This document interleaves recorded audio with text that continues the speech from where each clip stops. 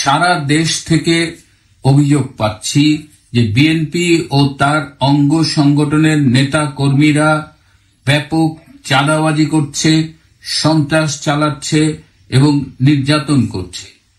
সারা বাংলাদেশ থেকে আমার সাথে অনেক তৃণমূল আওয়ামী লীগের নেতাকর্মীরা যোগাযোগ করে বলেছে যে ভাই, আমরা আমাদের এলাকায় বিএনপির সন্ত্রাসের কারণে, নির্যাতনের কারণে দাঁড়াতেই পারছি না, বাসায় থাকতেই পারছি না।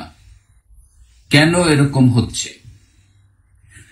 5ই আগস্টের পরিবর্তনের পরপরই সারা দেশের যত রকমের চাঁদাবাজি আছে, বাস স্ট্যান্ড দখল, টেম্পো স্ট্যান্ড দখল, রাস্তায় ট্রাক থেকে চাঁদাবাজি, কাঁচা বাজারের পণ্যে চাঁদাবাজি সহ যত রকমের চাঁদাবাজি আছে সবকিছুতে বিএনপি এবং তাদের অঙ্গ সংগঠনের নেতা কর্মীরা জড়িয়ে গেছে বলে অভিযোগ পাওয়া গেছে।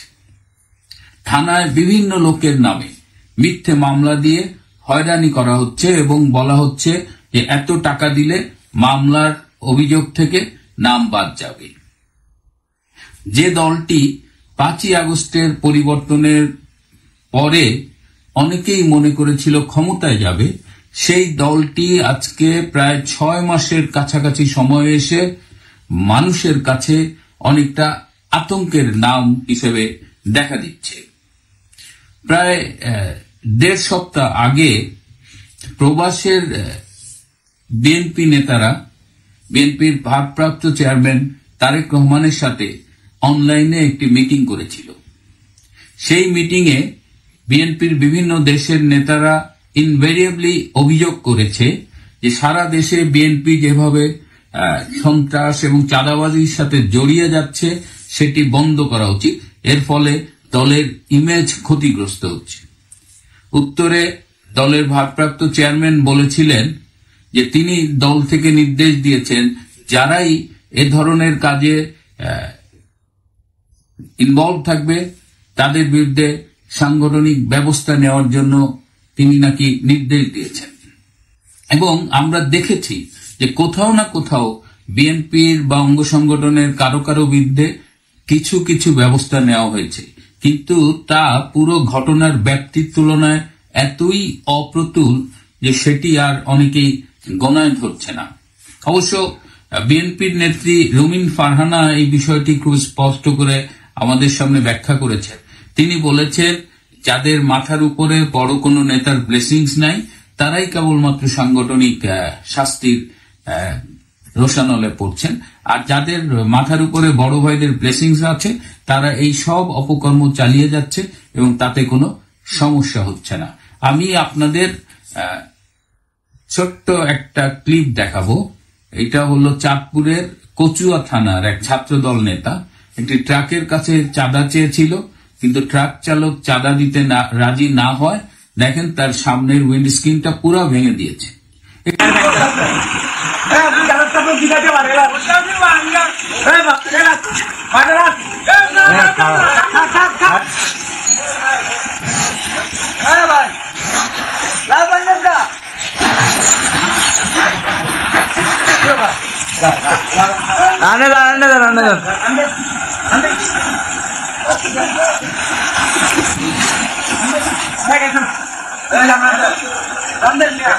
এটা হলো সামান্য একটা ঘটনা, টিপ অব দ্য আইসবার্গ, কিন্তু মূল সমস্যা অনেক গভীরে চলে গেছে।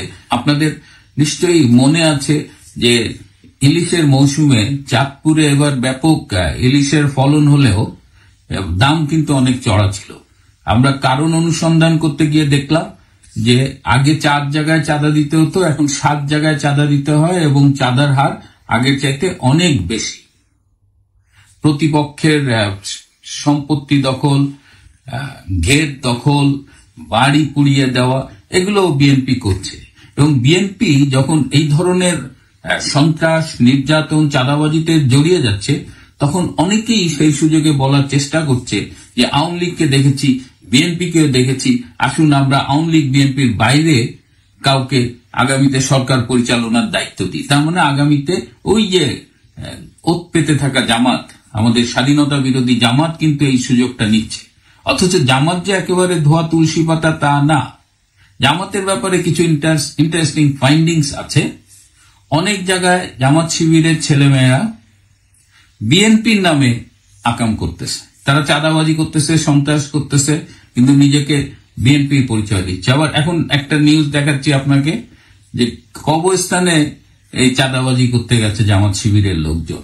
আবার জামাতের আরেকটা স্মার্ট মুভ আছে, তারা 7টা ইসলামী ব্যাংক দখল করেছে। সারা বাংলাদেশে এই টেম্পু, বাস স্ট্যান্ড দখল বা এই রাস্তাঘাটে চাঁদাবাজি করে এই বিএনপি এবং তাদের অঙ্গ সংগঠনের নেতাকর্মীরা যা ইনকাম করে তার চেয়ে অনেক বেশি ইনকাম কিন্তু জামাত ইনশিওর করেছে এই ব্যাংকগুলোর দখল নিয়ে।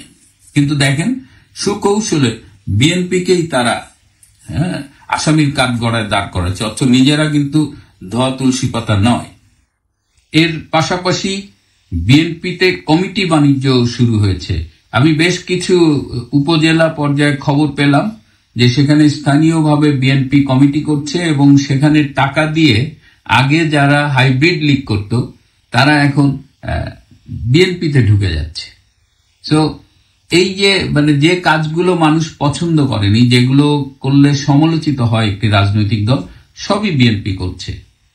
আর এর ফলে কি হচ্ছে, ওই যে 5ই আগস্ট যে সরকারটিকে সরিয়ে দেওয়া হলো এবং মনে করা হয়েছিল যে তাদের বোধহয় আর রাজনীতিতে প্রত্যাবর্তন খুব সহসা হবে না, কিন্তু আজকের এই বাস্তবতায়, এই জামাত বিএনপির দুঃশাসনে, এই ডক্টর মোহাম্মদ ইউনূসের ব্যর্থতায়, এই উপদেষ্টাদের চরম গাফিলতি ও ব্যর্থতায় মানুষ কিন্তু আবার বলতে শুরু করেছে আগেই ভালো ছিলাম। এবং সামগ্রিকভাবে বাংলাদেশ আওয়ামী লীগের রাজনীতি কিন্তু আস্তে আস্তে আস্তে মানুষের কাছে আবার গ্রহণযোগ্যতা পাচ্ছে। এবং আমাদের এই যে সংস্কারের নামে যা দেখছি গত 5.5 মাসে, তাতে আমার মনে হয় যে দেশবাসী এই ভিক্ষা চাই না কুত্তা ঠেকার মতো অবস্থা, যে এনাফ ইজ এনাফ, অনেক হয়েছে। যত দ্রুত এইসব অপশাসন দুঃশাসন থেকে আমরা রক্ষা পাই সেটাই মঙ্গল, এবং আগামীতে সেই দিকেই পথ খোঁজা হচ্ছে যাতে এই বর্তমানে দুঃশাসন থেকে জাতি রক্ষা পায় এবং একটি গ্রহণযোগ্য পন্থায় আমরা একটি ভালো নির্বাচনের মাধ্যমে জনপ্রতিনিধিদের নির্বাচিত করতে পারি এবং একটি নিরপেক্ষ নির্বাচনের মাধ্যমে।